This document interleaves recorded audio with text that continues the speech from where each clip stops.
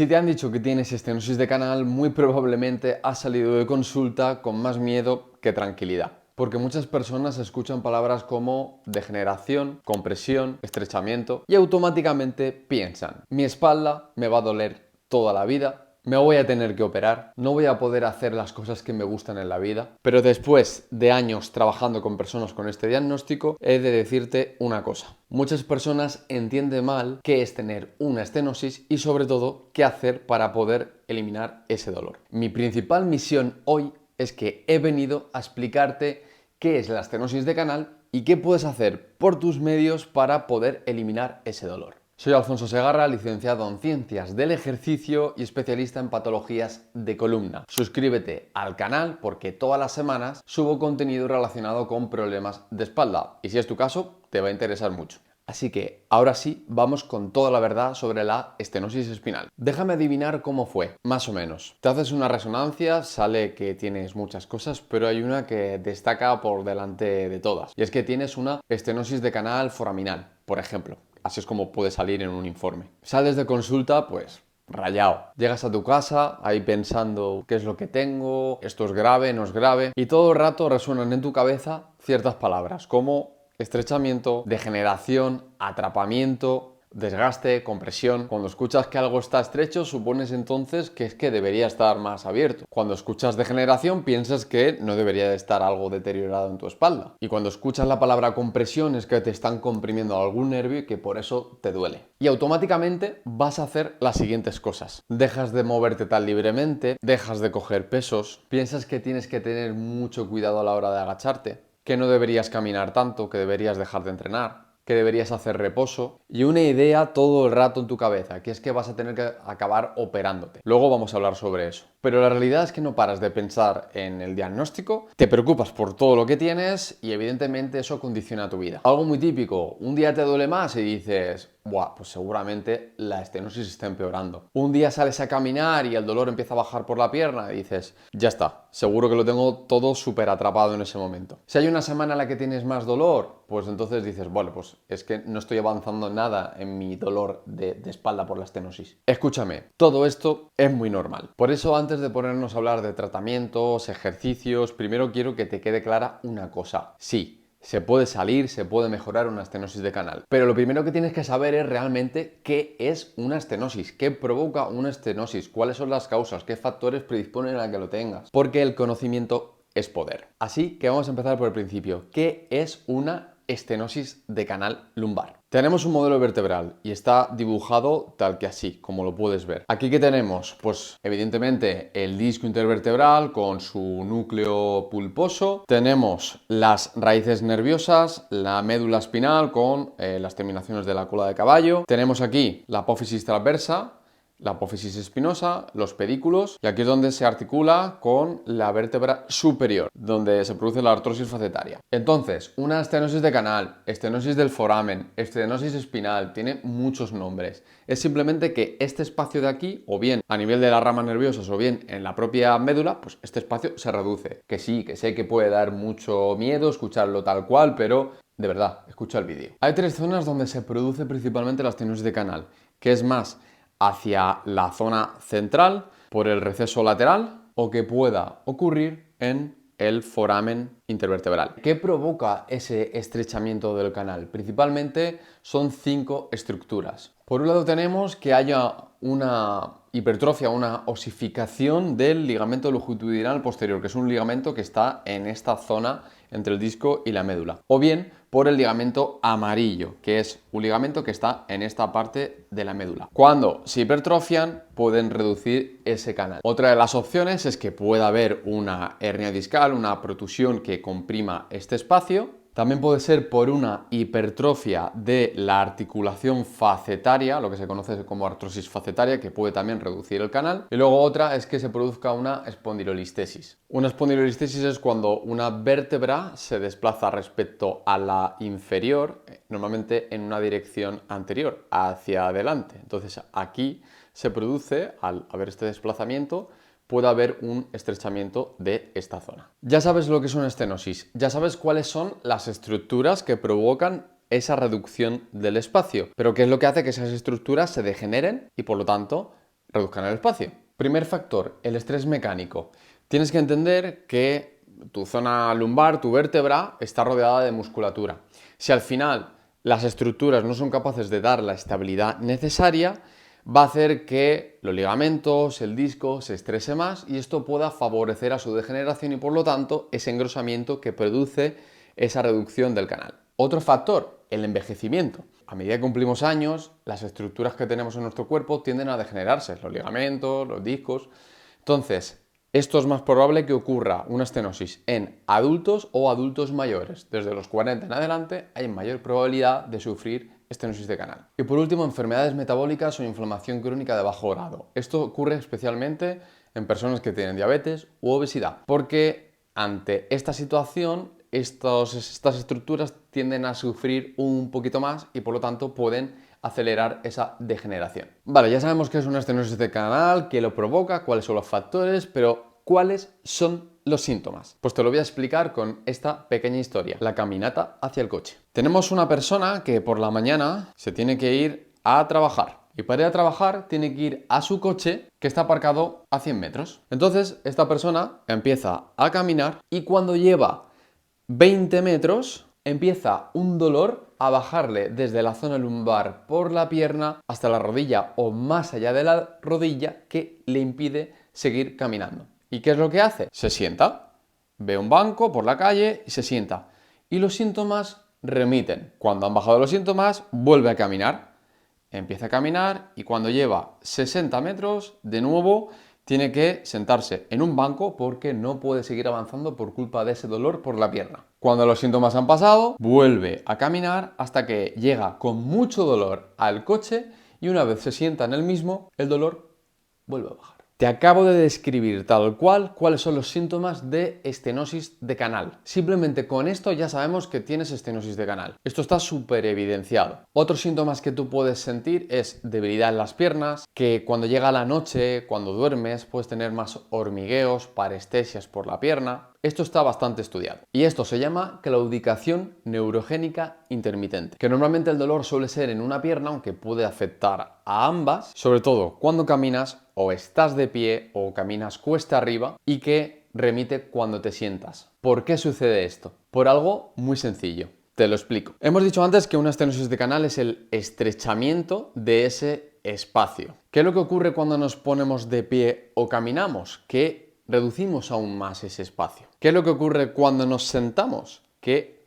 abrimos el espacio. Por eso mismo, cuando estás de pie, cuando estás caminando, te empiezan a aumentar esos síntomas en la pierna, básicamente porque estás comprimiendo la zona y cuando te sientas se libera. Así que si todo lo que estoy diciendo está resonando contigo, muy probablemente tengas una estenosis de canal. Luego te explico qué es lo que tendrías que hacer. Errores que no debes cometer si tienes una estenosis de canal. Vamos con el primero. Reposo. El reposo está contraindicadísimo en cualquier problema de espalda.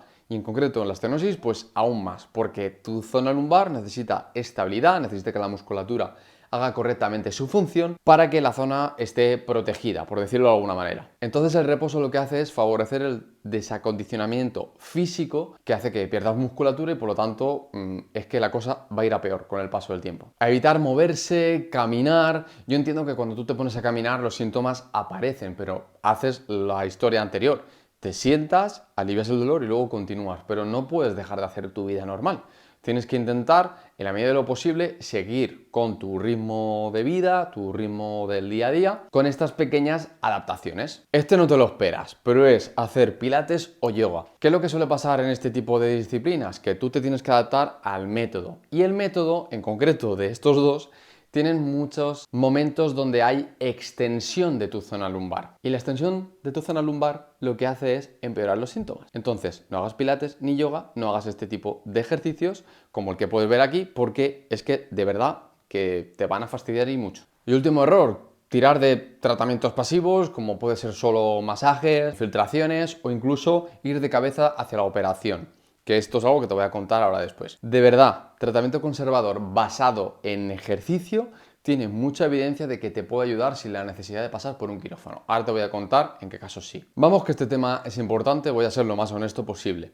¿Cuándo hay que operar? Pues principalmente cuando hay un dolor ultra limitante que no mejora con tratamiento conservador basado en ejercicio. En esos casos puede ser que la compresión sea muy alta y la operación pueda ayudar. De manera clara, que esto provoque una pérdida de la función motora de tus piernas. Es decir, si las piernas no te responden, pierdes la capacidad de moverte directamente. No hablo de una pérdida de fuerza, de que no tengo tanta fuerza en un lado como en otro, sino que la pierna no me responde. En este caso, hay que operarse. Si se produce una pérdida de control de esfínteres cuando afecta a las últimas terminaciones nerviosas, lo que se conoce como la cola de caballo o cauda equina, en este caso también tienes que operarte y además de urgencia. Tienes aquí bastantes estudios que evidentemente tienen un efecto muy positivo en la operación respecto a un tratamiento conservador basado en ejercicio, pero no hay una clara evidencia de decir sí o sí hay que operarse. Yo lo que te aconsejaría es que primero gastes la bala de hacer un tratamiento conservador, que mejores tu biomecánica, y si esto hace que sigas teniendo los síntomas, pues entonces ya puedes optar por esa parte de la operación, porque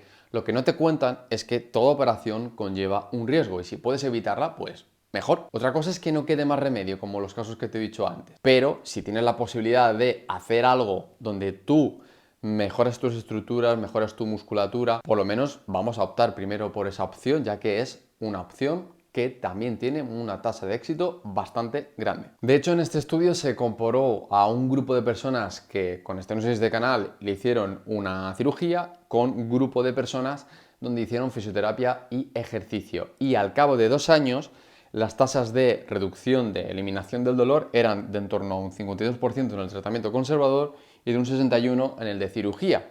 Lo que viene a decirnos que realmente no hay una gran diferencia entre ambos grupos, sino que, oye, podemos optar por el tratamiento conservador porque tiene menos riesgos y por lo tanto también tiene un porcentaje bastante alto en comparación también con el de cirugía. Lo que realmente ayuda cuando te pones a hacer ejercicio para disminuir este dolor. Lo primero de todo es hacer una evaluación de si de verdad tienes una estenosis de canal. En el caso de que sí, entonces lo primero que haría, el primer objetivo sería hacer ejercicios que de normal te produzcan una apertura del canal, como este pequeño ejemplo que puedes ver aquí.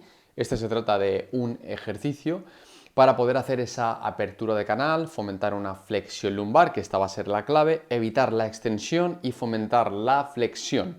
Esto va a hacer que mejores en una grandísima medida, sobre todo al corto plazo. Y ya más a largo plazo tienes que tener en cuenta tu biomecánica, porque es que una estenosis de canal es un problema puramente mecánico en tu zona lumbar. Entonces, tú vas a tender a intentar abrir el canal con ese tipo de ejercicios, pero sobre todo hay algo que va a ser muy clave. Ver cómo es tu postura, ver cómo es tu biomecánica y mejorar seguramente el posicionamiento pélvico. Normalmente, si tienes una pelvis más orientada en anteversión, esto va a hacer que tengas de normal más extensión en tu zona lumbar y por lo tanto el canal ya de por sí de manera permanente está más reducido. Entonces, mejorando la posición pélvica y rectificando un poquito la columna lumbar, vas a favorecer que la apertura del canal se mantenga de manera sistemática. Y para ello necesitas sí o sí una evaluación de la biomecánica, porque es lo que nos va a decir cómo está tu postura, qué rangos de movimiento tienes y por lo tanto qué musculatura hay que fortalecer y trabajar para generar esos cambios estructurales. Por lo general, ¿qué ejercicios suelen ir bien en una estenosis de canal? Pues un trabajo donde se fomente la retroversión pélvica, fortaleciendo glúteo, fortaleciendo abdomen, mejorando el patrón respiratorio para que la zona esté más estable, musculatura profunda del abdomen, también hay que trabajarla, fortalecimiento de los isquios, es algo que también va a ser fundamental en esa posición pélvica. Pero ya te digo que esto tiene que, primero de todo, evaluarse. Y una vez sabemos qué es lo que tienes que mejorar biomecánicamente, es cuando se hace un trabajo que es 100% específico. Y esto es tal cual lo que hice con estas dos personas. Primero tenemos el caso de Nerea. Nerea es una chica que hacía muchísimo deporte, pero en un determinado momento empieza a tener un dolor de tipo ciático. Pero al hacer la evaluación, yo lo que vi fue que exactamente lo que le pasaba era que en el momento en el que se ponía de pie y se ponía a caminar, el dolor aumentaba. De hecho, no le dejaba dar ni 5 o 10 pasos seguidos. Se hizo una valoración para ver cómo estaba su biomecánica y empezamos a trabajar, sobre todo al principio, trabajo de respiración, trabajo de movilidad de cadera, fortalecimiento de glúteo, mejorar ese posicionamiento pélvico, y al poco tiempo empezó a reducir el dolor. Fuimos poco a poco metiendo más trabajo de entrenamiento de fuerza e incluso llegar a hacer un trabajo de impacto que le ha permitido poder volver a correr y volver a jugar a pádel, entre otras cosas. Principalmente por eso, porque se hizo esa valoración y le mandé los ejercicios exactos que ella tenía que hacer para mejorar su biomecánica, además de todo el trabajo que también hacíamos inicialmente para aliviar su dolor y esas estrategias en el día a día de tienes que cada X tiempo sentarte porque si no va a empezar el dolor por la pierna. Y al cabo aproximadamente de esos 6 meses ya pasó de no poder dar ni 5 pasos a volver a su deporte o los deportes que a ella le gusta practicar. Aquí has estado pudiendo ver pues algunos de los ejercicios que ella hacía y que le ayudaron a mejorar. Y luego tenemos por otro lado el caso de Lidia. Esta persona no practicaba un deporte habitual muy fuerte, simplemente hacía pilates y ella tenía exactamente lo mismo. Es decir, ella estaba de pie cuando estaba por ejemplo en reuniones del trabajo que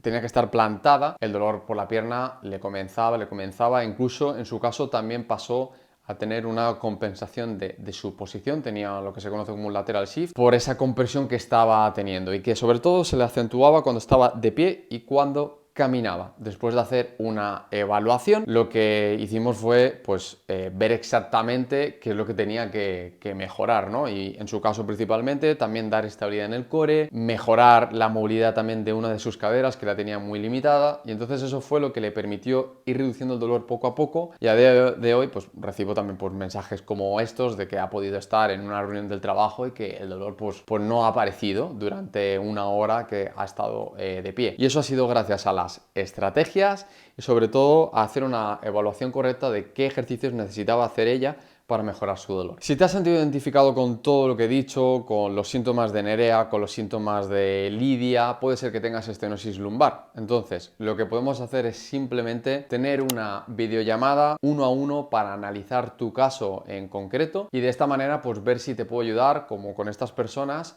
con un programa específico de ejercicio a evitar la operación y a que puedas pues recuperar tu vida pues al 100% como están haciendo ellas. Así que ya está, hasta aquí el final del vídeo. Espero que te haya aportado mucho valor, mucho conocimiento, que te haya ayudado a aclarar ciertas cosas, porque me parece que es algo muy importante que no se suele hacer. Y sobre todo, que te quede muy claro de que tener una estenosis lumbar no te condena a tener dolor toda tu vida, ni mucho menos. No te condena sí o sí a tener que hacer una operación, a vivir condicionado. Lo único que tienes que hacer las cosas bien, acudir al profesional adecuado, que te haga un programa específico y sobre todo te aporte también estrategias en el día a día para poder controlar el dolor y a largo plazo poder llegar a eliminarlo. Espero que te haya gustado muchísimo este vídeo, espero tu like, espero que te suscribas y nos vemos en los siguientes. Un fuerte abrazo.